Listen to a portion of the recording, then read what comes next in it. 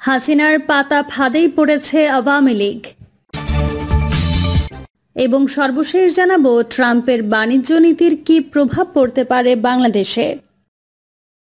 এতক্ষণ শুনছিলেন সংবাদ শিরোনাম, এবার বিস্তারিত। হাসিনার পাতা ফাঁদেই পড়েছে আওয়ামী লীগ। বৈষম্য বিরোধী ছাত্র আন্দোলনে গণহত্যার ঘটনায় দায়ের করা মামলায় বিচার কাজ আন্তর্জাতিক অপরাধ ট্রাইব্যুনালে শুরু হয়েছে। আন্তর্জাতিক অপরাধ ট্রাইব্যুনাল, যার আওতায় পড়ে যুদ্ধাপরাধ, গণহত্যা, মানবতা ও শান্তির বিরুদ্ধে অপরাধ। আওয়ামী লীগ সরকার নির্বাচনী ইশতেহার হিসেবে 2010 সালের 25শে মার্চে এটি প্রতিষ্ঠা করে। এরপর যুদ্ধাপরাধের নামে শুরু হয় বিরোধী দল নিশ্চিহ্ন করার পায়তারা। আব্দুল কাদের মোল্লা ছিলেন জামায়াত নেতা। 2010 সালের 14 অক্টোবর যুদ্ধাপরাধ মামলায় তাকে গ্রেফতার দেখানো হয়। পরের বছর 28 মে থেকে অভিযোগ গ্রহণ আর 3 জুলাই থেকে সাক্ষ্য গ্রহণ শুরু হয়। প্রথমে যাবজ্জীবন এবং পরে তরুণ প্রজন্মের আন্দোলনের তোপে দেয়া যুদ্ধাপরাধের সর্বোচ্চ শাস্তি মৃত্যুদণ্ড। 2013 সালের 12 ডিসেম্বর কাদের মোল্লার ফাঁসি কার্যকর করা হয়। পুরো প্রক্রিয়া শেষ করতে সময় লেগেছিল মাত্র 3 বছর 1 মাস। এছাড়াও যুদ্ধাপরাধের দায়ে মোহাম্মদ কামরুজ্জামান, আলী আহসান, মোহাম্মদ মুজাহিদ, সালাউদ্দিন চৌধুরী, মতিউর রহমান নিজামী, মীর কাশেম আলীর মতো জামায়াত নেতার বিদায় হয়েছে যুদ্ধাপরাধ মামলায়। শেখ হাসিনার সহ আওয়ামী লীগের প্রায় সকল নেতাকর্মীর নামে চলছে মানবতা বিরোধী মামলা। ছাত্র জনতার আন্দোলনে নির্বিচারে গুলি চালানোর নির্দেশদাতা হিসেবে দেশের জনগণ খুনি হাসিনার বিচার চায় বলে স্লোগান দিয়েছে। তারই প্রেক্ষিতে আন্তর্জাতিক অপরাধ ট্রাইব্যুনালে শুরু হয়েছে বিচার কাজ। অনেকেই বলছেন কর্মফল ভোগের ক্ষণ গণনা শুরু। নিজামী বা সালাউদ্দিন কাদের চৌধুরীর মতো অবস্থা হতে পারে আওয়ামী লীগ নেতাকর্মীদের। আওয়ামী লীগের তৈরি আইনেই প্রাথমিক বিচার কাজ শুরু করলেন আন্তর্জাতিক অপরাধ ট্রাইব্যুনাল। প্রতিহিংসা বা রাজনৈতিক প্রতিশোধ কিংবা যুদ্ধাপরাধের বিচারের দাবিতে তখন জনমানুষের দাবি যাই থাকুক না কেন, অনেক রাজনৈতিক বিশ্লেষকরা বলছেন হাসিনার আমলে করা ট্রাইব্যুনালে তারা নিজেরাই ফেঁসে যাচ্ছেন। হাসিনা আমলেও বিতর্ক উঠেছিল এই ট্রাইব্যুনাল নিয়ে। আইনের সংস্কার না করেই আওয়ামী লীগের আমলের আইনে আন্তর্জাতিক অপরাধ ট্রাইব্যুনাল কাজ শুরু করায় এ নিয়ে প্রশ্ন তোলার সুযোগ থাকছে। সুপ্রিম কোর্টের একজন সিনিয়র আইনজীবী বলছেন, 1973 সালের আন্তর্জাতিক অপরাধ ট্রাইব্যুনাল আইনে যুদ্ধাপরাধের বিচার করার কথা বলা হয়েছে। এই আইনের সংস্কার না করে ছাত্র জনতার আন্দোলনে সংঘটিত হত্যাকাণ্ডের বিচার করা হলে বিতর্ক উঠতে পারে। এখন দেখার বিষয়, এই ট্রাইব্যুনাল কি বিগত সরকারের করা ট্রাইব্যুনালের মতো হবে, নাকি তারা বিচারের স্বচ্ছতা নিশ্চিত করবে। ট্রাম্পের বাণিজ্য নীতির কি প্রভাব পড়তে পারে বাংলাদেশে। 11 বছর আগের কথা, 2013 সালের 25 নভেম্বর বাংলাদেশ ও যুক্তরাষ্ট্র আনুষ্ঠানিকভাবে বাণিজ্য ও বিনিয়োগ সহযোগিতা ফোরাম চুক্তি স্বাক্ষর করে।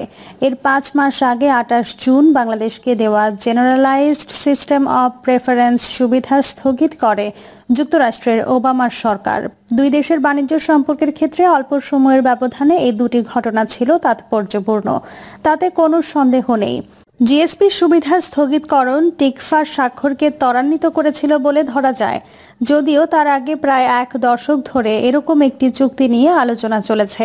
প্রথমে বাণিজ্য ও বিনিয়োগ রূপরেখা চুক্তি করার উদ্যোগ নেওয়া হয় 2002 সালে।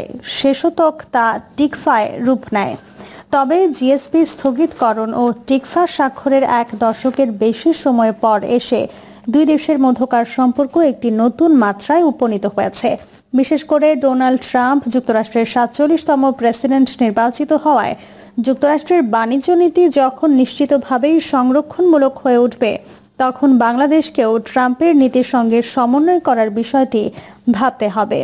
উচ্চ শুল্কের পথে যুক্তরাষ্ট্র। প্রেসিডেন্ট নির্বাচনের প্রচারকালে ট্রাম্প স্পষ্টভাবে জানিয়ে দেন যে তিনি নির্বাচিত হলে চীনা পণ্যের ওপর 60% হারে শুল্ক আরোপ করবেন। অন্য দেশগুলো থেকে পণ্য আমদানির ওপরও 10 থেকে 20% হারে শুল্ক আরোপ করা হবে বলে ঘোষণা দেন। এছাড়া মেক্সিকোর সরকার যদি সীমান্ত দিয়ে যুক্তরাষ্ট্রে অবৈধভাবে অভিবাসী প্রবেশের বিষয়টি নিয়ন্ত্রণে সহায়তা না করে তাহলে মেক্সিকোর ওপরও 25% হারে শুল্কারোপ করতে দ্বিধা করবেন না ট্রাম্প। নির্বাচনে জয়ী হওয়ার পর ট্রাম্প এখন বিভিন্ন দপ্তরে নিয়োগের জন্য তার পছন্দের লোকজন বাছাই করছেন। পাশাপাশি আগামী বছরের 20 জানুয়ারি আনুষ্ঠানিকভাবে দায়িত্ব গ্রহণের পরপরই শুল্কারোপের কাজ শুরু হয়ে যাবে তা নিশ্চিত।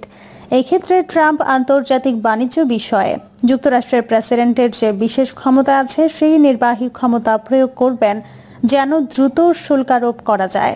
মজার বিষয় হলো 2017 থেকে 2020 মেয়াদে ট্রাম্প যেসব উচ্চ শুল্কারোপ করেছিলেন 2021 থেকে 2024 মেয়াদে প্রেসিডেন্ট জো বাইডেন তা প্রায় পুরোটাই বহাল রেখেছেন।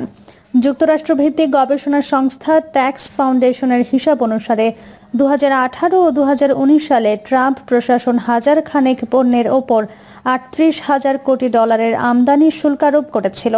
এর ফলে দেশটির নাগরিকদের ওপর 8,000 কোটি ডলারের বাড়তি করের বোঝা চাপে।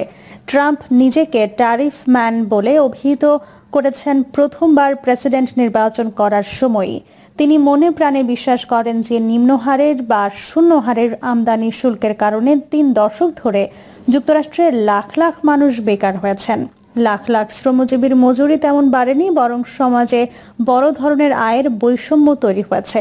অন্যদিকে যুক্তরাষ্ট্রের বাণিজ্য অংশীদার দেশগুলো তাদের রপ্তানি বাড়ানোর দিকে যতটা মনোযোগী হয়েছে, নিজ দেশের জনগণের জীবনমান বাড়ানোয় ততটা নজর দেয়নি। এসব দেশের শিল্পনীতিও সেভাবে প্রণীত বা বাস্তবায়িত হয়েছে। এতে ক্রমাগত বড় ধরনের বাণিজ্য ঘাটতি মোকাবেলা করে যুক্তরাষ্ট্র ক্ষতিগ্রস্ত হয়েছে। ট্রাম্পের সময়কালে যুক্তরাষ্ট্রের বাণিজ্য প্রতিনিধি রবার্ট লাইট থাইজার এবারের নির্বাচনে কয়েকদিন আগে ফিনান্সিয়াল টাইমসের এক নিবন্ধে এই বিষয়গুলো তুলে ধরেন। এতে তিনি আরও বলেন যে এই ধরনের অন্যায্য শিল্পনীতির ক্ষতি থেকে রক্ষার জন্য আমদানি শুল্ক বাড়ানোই হলো উত্তম পথ, যা ট্রাম্প তার প্রথম মেয়াদে করেছেন। এর সুফলও সে সময় মিলেছিল দাবি করে লাইট থাইজার বলেন যে শিল্পোৎপাদন বেড়েছিল, আমদানি কমে এসেছিল আর শ্রমিকেরা সর্বোচ্চ হারে মজুরি পেতে শুরু করেছিলেন। উচ্চ বাণিজ্য উদ্ধৃতির সুবিধা ভোগকারী বাণিজ্য অংশীদারদের উদ্দেশ্যে তিনি ট্রাম্পের পক্ষ থেকে আরও বলেন যে ট্রাম্পের নেতৃত্বে যুক্তরাষ্ট্র তার বাণিজ্য নীতি পরিবর্তন করছে। এমনটি অভিযোগ করার অবকাশ নেই, বরং যুক্তরাষ্ট্রের যে ক্ষতি হয়েছে সেটা কাটানোর জন্য পদক্ষেপ নেওয়া হতে যাচ্ছে। যুক্তরাষ্ট্রের অর্থনৈতিক গুরুত্ব।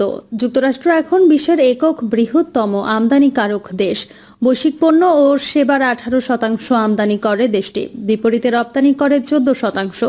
দেশটি বাংলাদেশ সহ অনেক দেশের প্রধান বা গুরুত্বপূর্ণ বাণিজ্য অংশীদার তো বটেই, এমনকি প্রত্যক্ষ বিদেশি বিনিয়োগের প্রধান যোগানদার। বিশ্বের সবচেয়ে শক্তিশালী এই রাষ্ট্রের সামরিক, অর্থনৈতিক ও ভূ রাজনৈতিক সক্ষমতার ধারের কাছে এখনো কেউ নেই চীন ব্যতীত। তবে চীনকে আরও অনেকটা পথ পাড়ি দিতে হবে সমানের সমান হতে। প্রায় 2 বছর আগে বিশ্ব বাণিজ্য সংস্থায় যুক্তরাষ্ট্রের 15তম বাণিজ্য নীতি পর্যালোচনা বৈঠক সম্পন্ন হয়, যেখানে দেশটির সঙ্গে সারা বিশ্বের বাণিজ্যিক ও অর্থনৈতিক সম্পর্কের গুরুত্ব মাত্রা প্রতিফলিত হয়।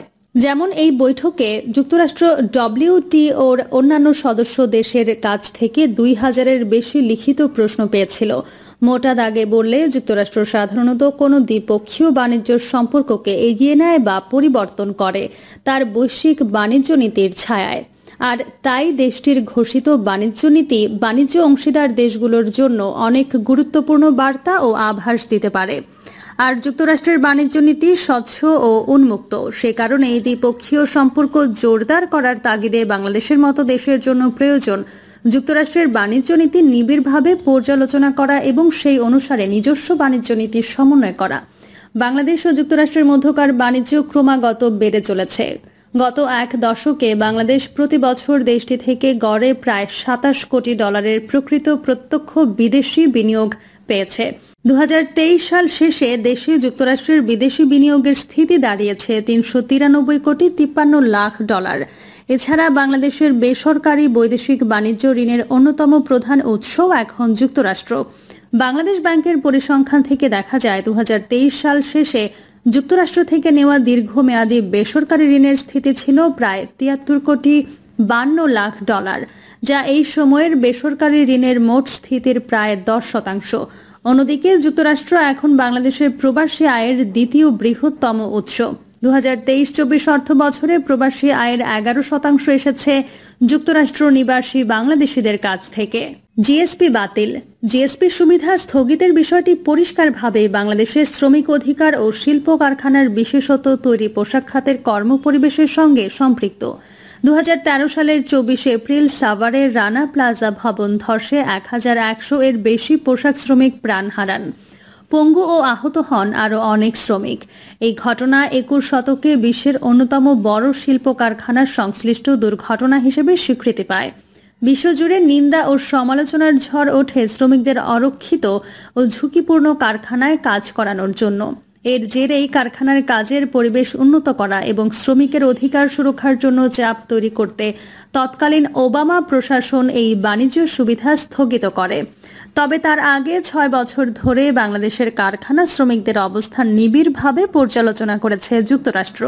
যেহেতু বাংলাদেশ থেকে যুক্তরাষ্ট্রের বাজারে রপ্তানি করা মোট পণ্যের 1% কম জিএসপি সুবিধা পেত। প্রিয় দর্শক, এই ছিল এখনকার সর্বশেষ সংবাদ। আপডেট সব সংবাদ পেতে চ্যানেলটি সাবস্ক্রাইব করে বেল আইকনটি ক্লিক করে রাখুন।